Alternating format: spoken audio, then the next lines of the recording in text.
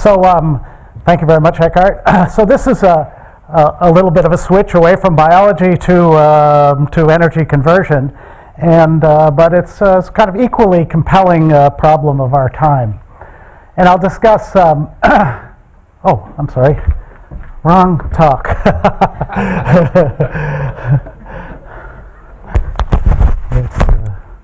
It's a nice talk, though.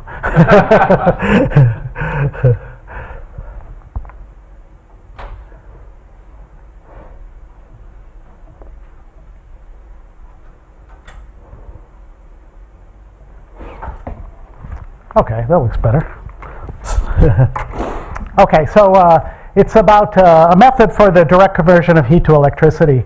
The word direct here means that we don't have a separate, the material does the energy conversion. We don't have a separate electrical generator. Okay, you'll see what that means. And so these people in blue particularly contributed a lot to the talk that I'm presenting, and there's other collaborators as well. So the point is that I guess even today outside we have a nice day. If you put a black wall and point it at the sun, you can get a temperature difference of maybe 5 or even 10 degrees C, something like this. And in fact, there are many sources on Earth of energy stored at small temperature difference. In this regime, we have no reasonable method of energy conversion, and if we could have a method, this would be a potentially very important contributor to green energy. And I'm targeting methods in which we, the climate scientists tell us that it's not sufficient to replace one fossil fuel by another or a different kind of fuel. Really, we need some major change in the way we produce energy. So this is research in that direction. So the small temperature difference regime is ubiquitous. As you can see, there's geothermal sources, there's these solar thermal plants, U.S. industry, there's also a lot of waste heat. U.S. industry, this is the U.S., from a U.S. perspective, consumes a terawatt of all the power, 1/15 of all the power consumed on Earth, and 25 to 50% is rejected as waste heat, and it's most of it, 60%, is low-grade waste heat, which is at less than 232 C. So maybe room temperature to 232 C is something like the small temperature difference regime that I'm speaking about. And in 2016, 68% of all energy used in the U.S. was rejected as waste heat. The data centers have an increasing amount of waste heat energy. In fact, it's in the data centers, it's a big issue is to get rid of the heat. And it's now up to about 3% of the U.S. energy budget. And then there's many small sources, even phones. It would be nice to have a method which part of the heat that's produced could be used to recharge the battery. You can think of automobile exhaust systems, air conditioning systems produce a huge amount of heat in this regime. The accumulated heat in attics and roofs. In Minnesota, we even like to think about, which is where I come from, we even like to think about sources like Lake Superior, which contains 10% of the surface fresh water in the world. And in the winter, there's a 10 to 20 degrees C difference between the water and the air temperature in Lake Superior. So I'm going to talk a lot about, so there's a little part of my talk at the beginning which is mathematical theory, but it's very light, mathematics light here. And if you're interested in more the mathematics behind this method of energy conversion, I'm giving a lecture series at the end of March here at the Newton Institute. So we're going to talk about efficiency, but I want to define efficiency precisely because people throw around this word a lot without a very clear idea what it is. So I'll use the second law of thermodynamics. The most accepted version is the Clausius-Duhem inequality. So this is continuum thermodynamics. Eta is the entropy, Q is the heat flux, theta is the temperature, this is the heat supply by radiation. I'll put that 0, although it doesn't change anything about what I'll say. There's the first law of thermodynamics. E is the internal energy. K is the kinetic energy. You can see those expressions are quite standard. P is the power produced on the boundary. H is the rate of heat absorbed, and I dropped R, as I said. And now you look at this H of T. That's the heat added through the boundary. So one of the reasons for defining this precisely is on part of the boundary heat can be going in, and at the same time on another part of the boundary heat can be going out. And when you define efficiency, it has something to do with the heat going in. But what exactly heat going in? It's this. It's you take the times on which H of T is positive, call that I plus, and you integrate that and you call that Q plus. And Q minus is a similar expression with the times on which it's negative, and W is the work, and we're thinking of a process which goes from 0 to T1. So with those definitions, so Q plus is here, so it's the net heat added to the body. Efficiency is defined as the work done, so that expression where P of T is there, divided by the heat added. And now you use the first law of thermodynamics to eliminate the W, and you get that expression. You need boundary conditions, so theta is the temperature at the boundary. When the temperature of the boundary is bigger, and you introduce, for simplicity, a heat bath, you could do something a bit more general, but it's a heat bath temperature. If the temperature of the boundary is bigger than the heat bath temperature, then heat goes out of the body. That's what that says. That's our boundary condition. We define the maximum and minimum temperatures of the heat bath, and then you do some straightforward algebra, and you find that this expression for this is an identity.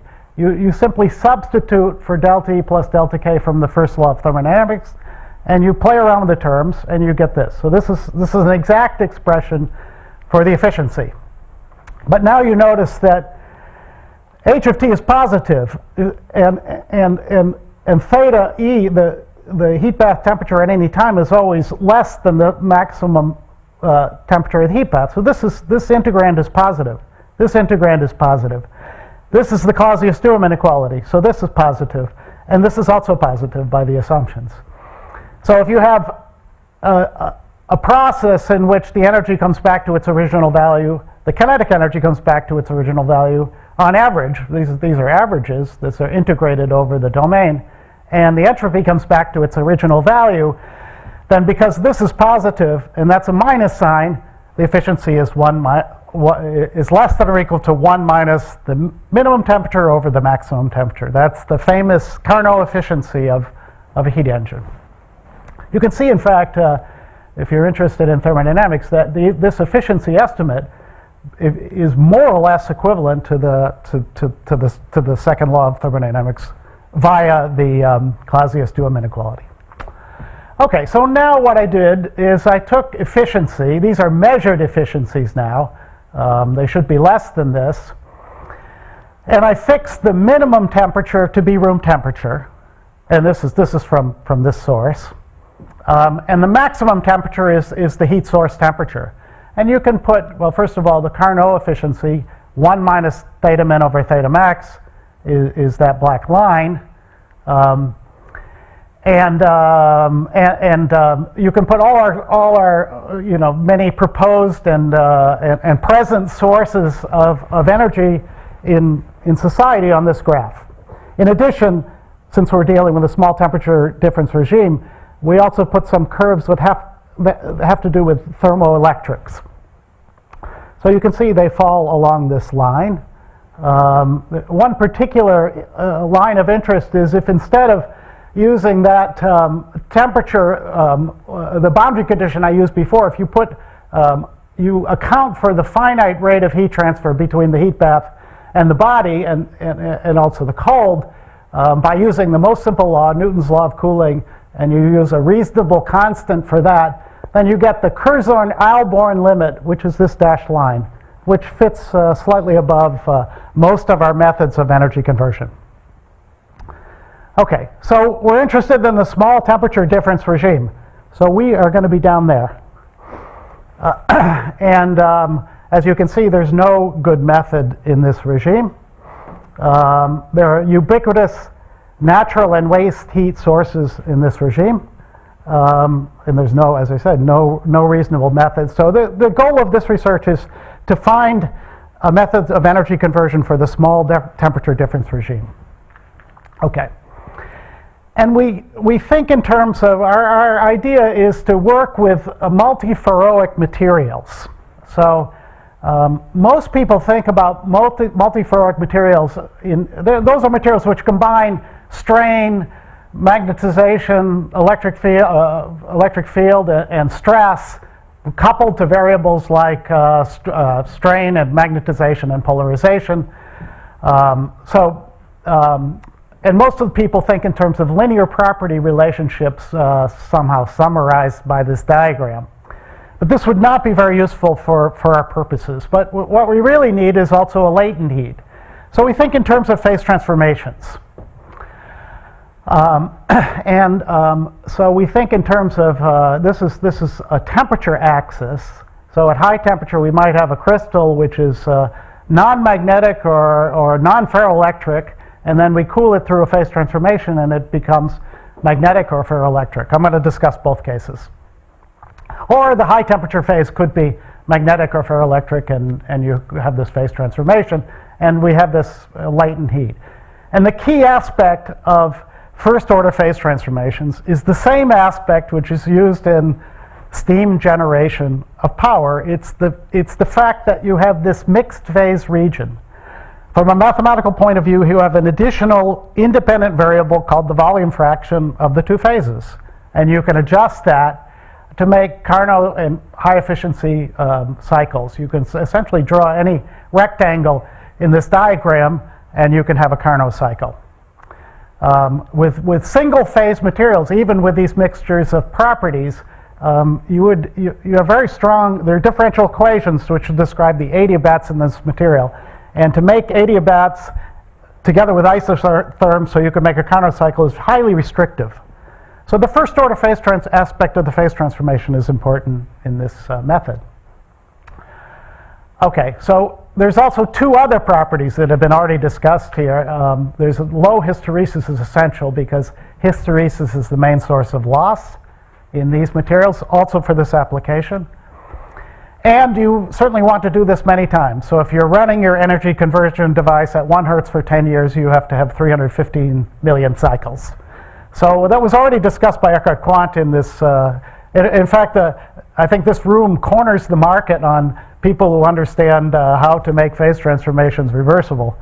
Also Sherry Chen. So we had, in fact, a workshop in January that concentrated more on this aspect. So I'm not going to discuss any more of that aspect, but okay, so first I'm going to talk about the ferromagnetic case. So how do we use a ferromagnetic phase transformation to create electricity directly? So we started with these Heusler alloys. We like these alloys very much. These are, for example, I'm showing nickel manganese and either indium tin or antimony. And they have martensitic these kind of phase transformations with a change of magnetization. This one would have this picture. Both phases, it magnetically orders, both phases are magnetic. So we have a picture like that. This particular composition has the high temperature phase is non-magnetic. This is low temperature phase is magnetic. This one really interested us. It's by Kanuma and all. And this was an alloy in which it has no magnetism at any temperature. But in fact, if you put a strong field on, 7 Tesla, you could get this huge change in magnetization. But from the material science perspective, if you see something like this, you realize immediately that you must be able to get this big magnetization at a slightly different composition. So that's exactly what we did, is we adjusted the composition so that this phase transformation was not just field induced, but it was induced by temperature. This is one of the alloys that we got. This is a measure of the hysteresis, so it has relatively small hysteresis. This is a calorimetry measurement, so it has about 6 degrees hysteresis. The area under this peak is the latent heat of phase transformation. But it's the low temperature phase is non-magnetic, and then you go through the phase transformation, and it really develops a very strong magnetism. It has magnetization about the same as iron at that temperature. So here's a material with fairly low hysteresis. You put it on the table, you heat it up 6 degrees, it becomes a strong magnet. You cool it down, it's non-magnetic. Okay. It's also quite soft magnetically. If it will demagnetize itself if you leave it, and if you put a permanent magnet close to it, it will be strongly magnetized in the high temperature phase. And there's interesting things that I won't go into about that. So there's the material. So what happened in that little demonstration done by students is this material was sitting on this copper finger, and it was just simply being heated. And then it went through the phase transformation, and there's a permanent magnet over there, and jumped 8 centimeters over to the permanent magnet. So of course that, if you think about it, is an energy conversion demonstration, but it's it's kind of silly one. This is a more serious one. So this is a permanent magnet. That's there so that when you go through the phase transformation, the material actually magnetizes and doesn't demagnetize itself. And then there's a coil wrapped around it, and then this is the material which undergoes the phase transformation. This is the kind of first demonstration. And you can explain it mathematically by the 2 laws, B equals H plus M, or B equals H plus 4 pi M. That's the dipolar law for ferromagnetic materials, and this Maxwell's equation. So as you heat this, it goes through the phase transformation, the magnetization suddenly increases. So dm dt is large, so that's partitioned between dB dt and dH dt.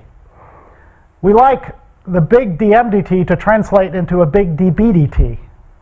That's governed by the theory of micromagnetics. It very much depends on the shape of this material. And you can arrange that the big dm dt gives you a big dB dt. The big dB dt translates into curl E. It means it generates a current in that coil.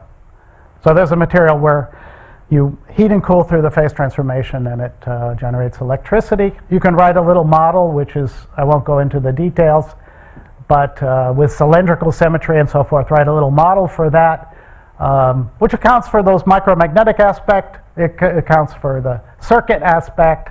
It accounts for induction. We're essentially using induction. And you can see nice agreement between the model and the experiment. So again, I would go into more detail in late March if you happen to be around. One of the most important things about this, which was noticed by Yuntao Song, is that so here's the latent heat. It's not so. Compared to these numbers, which are huge, it's smaller, but it's not so trivial for a solid piece of material. If you just heat and cool the material in the temperature entropy diagram, go back and forth across this line, you will get no electricity produced, because you need an actual cycle that encloses area in this diagram, something like this. And how do you do that? You have to have the transformation temperature different for the heating and cooling branches. But we know how to do that in phase transformations. We know that there's an effect of magnetic field on phase transformation. And it's governed by something called the Clausius-Clapeyron equation. It's shown here for the alloy I showed earlier, both experimentally and theoretically. And it's done automatically in the device that I showed you, and maybe not done in the best way, but it's done in that device. Because as soon as the material starts magnetizing, it produces a current in this coil. And the current in this coil produces a back field on the specimen. And the back field adds to the permanent magnet in going one way through the phase transformation and subtracts from it in the other way. And that splits the phase transformation temperature. That's really important aspect of this method of energy conversion. And that's how you get a cycle. And you can discuss all kinds of cycles. I won't go into it. Okay, very good. And this work, we worked on this, and Manfred Kohl's group in where's Karlsruhe? Okay, has really developed this in a nice way, and his devices exceed the power density of the best thermoelectric. So that's the poor competitor, let's say, of this method. And a Swiss company, it's called Swiss Blue Energy, actually has commercialized this, and it goes. We actually soured on this idea for the following reason: is the shape. Remember I said there was a shape effect, which was very important. The shape that would be good for the magnetic side is exactly opposite to the shape that's good for heat transfer. And so we couldn't think of really nice ways of designing devices. And so we turned attention to the ferroelectric side. And we think this is the most promising. There's very little literature on this method, so several people are in this room developing this method. So here's how the ferroelectric case works. So, oops, you have we're using barium titanate as an example, and it has a high temperature phase of which is cubic, perovskite structure, and it undergoes a phase transformation from very simple phase transformation, cubic to tetragonal phase transformation. In an actual capacitor, it might look like this. If you put a biasing field, you can pole it so it becomes strongly polarized. And so that's a picture of that aspect. So you put a voltage, and you can polarize that in a very strong way. So we're going to use known properties of barium titanate, for example. In this paper, there's a free energy, which has been measured quite carefully from data. So at various temperatures, you have the free energy as a function of the polarization. So it's a function of polarization and temperature. That would be the simplest model for barium titanate. You can see it's a double well energy or triple well energy. And there's its expression. Everything's measured. These guys make a big effort to make it accurate, and we use this expression. If you minimize phi minus electric field times polarization, that should give you the equilibrium state corresponding to a given electric field, say in a capacitor. Then you get this graph. So that's standard energy minimization of a double well potential, and this gives you, and the electric field is given by the first variation of that energy minimization problem I just mentioned. So it's given by this expression. So this is electric field versus polarization. You can invert that and get polarization versus electric field. And we're going to design our devices based on these graphs. Okay, so how would you design a material that undergoes a phase transformation to produce electricity? Okay, this is the natural way. You put the ferroelectric, so this is the active material. You put the ferroelectric material inside a capacitor over here, and over here you put an ordinary capacitor. And now you charge up this side. So you hook this up to a battery, this is ground, and you charge up this side. And let's say you're in the non-ferroelectric phase, the high temperature cubic phase of this material. So part of the charge goes here, part of the charge goes here, according to the two capacitances of the two materials. Now you cool the material through the phase transformation. Okay, that's the model. And this suddenly polarizes. That changes the capacitance hugely, and a lot of the charge from here moves over onto this capacitor. And you can put together the most simple model of this. You have a circuit. You have Kirchhoff's laws for the circuit. You have the capacitance laws, and you have the free energy of this material. And put those together, and you get this very simple ordinary differential equation where it's the derivative of the free energy with respect to polarization evaluated on one of those stable branches, which is the part of the right-hand side. Now that's a first order ordinary differential equation, which of course is very easy to solve. And first order ordinary differential equations have one initial condition, but we prescribe two initial conditions. We prescribe a temperature at the beginning, maybe T plus, and a temperature at the end, T minus. So there must be a relation between T plus and T minus. In fact, there's a very nice relation that is the consistency condition that this have a solution with those overdetermined boundary conditions. It's that relation. And if you plot that relation, it's that. So that's the high temperature, that's the low temperature. And this relation simply says that the slope of this line is related to the capacitance in the ordinary capacitor.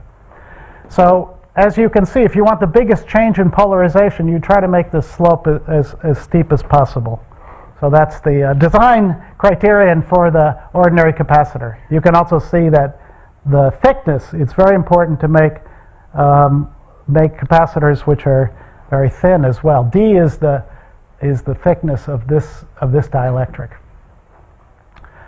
Okay, using that model, and this is a demonstration then. So we got a hold of a single crystal barium titanate, and we simply we charged it up, as I mentioned. We simply heat and cool it by the method I mentioned, and you can see electric field versus time, polarization versus time, and this one, I hope you can see it anyway. One is the model, and one is the actual measurement. And we get a pulse of current every time we go through the phase transformation. And these are the temperature. Temperature is about 10 degrees C a variation. So if you look at this and compute the numbers, this is again substantially better than the best thermoelectrics. So that's quite promising, although there are many things to work out. One thing that this postdoc, Ashley Busick, worked out in this thing is she noticed a very interesting thing about barium titanate is she was trying to make Carnot cycles, so that's the type of cycle, maybe not as perfect as this, that gave the previous slides. This is a Carnot cycle in temperature entropy using the model, and polarization electric field, the same cycle is listed here. But she noticed that, in fact, barium titanate, if you look up here, barium titanate has a critical point. So you can do the same thing as people do in steam generation, is you can have supercritical cycles. And they actually increase the efficiency by about a factor of 2. So there are cycles like this which are inside the mixed phase region down here, but go outside above. And there's a polarization versus field. So that's it. That's the end of my talk, really. I just want to emphasize that we have those big solar thermal plants out there. This one is in Sevilla, Spain. In fact, that's me. In fact, my knuckles there are incredibly white because I'm afraid of heights. And this is way up there on this far from the ground. And the top of this is a big black tank, where all the mirrors are focusing the rays of the sun, and that's the method. It's the 18th century method. So we think that maybe you could just have this much more distributed, and you could have these materials at the focal point of those mirrors, and you could do energy conversion in a completely different way. And of course, it doesn't have to be high temperature; it can also be low temperature. In any case, there's lots of sources on Earth at small temperature difference. Whoops. Okay, the slide said thank you very much. Thank you very much. We have time for questions. Yes? The barium titanate is piezoelectric as well. As you go through your transition, Yeah. you get also an effect. A small, there's a shape change, yeah. So you have to. And of course, that's an aspect. That's a very important aspect in the sense that that shape change is not that small. I mean, because we're dealing with a single crystal. Maybe 4 or 5% strain even. That could be. I forget the transformation strain. Oh no, maybe 2%, something like that. It's not so high in barium. Okay, but even 1% is quite substantial. So this compatibility between the phases plays a very important role. And we have a whole program. which is trying to do this with molecular beam epitaxy grown barium titanate single crystals, and we're, this matching of the two phases across interfaces, those conditions of compatibility that Eckhart spoke about in his talk, are absolutely crucial for this method. Yeah. On the other hand, it's the shape change which gives you the change of crystal structure, so you'll never get away from that in some sense. So that's what one has to deal with. Yeah. Is barium titanate a good insulator? So that's you're getting toward our main. One of our enemies is hysteresis. The second enemy is, and you might have seen it in the slight decrease of those graphs, is leakage. So one has to get rid of the leakage, so that's leakage right through the barium titanate, and we do have some of that. Of course, one could recharge it every once in a while using some of the electricity that you produced, but really, it's one of the issues that has to be dealt with. Yeah. I noticed that on this graph I had this demonstration of the barium titanate, that the current was very much different in each side. Yeah. Do you have any idea why this is? Well, those are the types. It may be that Ashley Busick, my postdoc, knows why that is. But I don't actually know why that is. But yeah. But it is a reproducible effect. I mean, we can go back tomorrow and do the demonstration again and again. Yeah. Again, coming to the same slide. Yeah. You seem to require a temperature oscillation, Yeah. whereas a thermoelectric device could sit. Yes. Right. Absolutely. Is that right? Yeah, that's right. Exactly right. We don't have that proper. We have to oscillate the temperature. So the shutter is also another aspect of this that I didn't speak about in detail, but we need a shutter, and we need a very good shutter.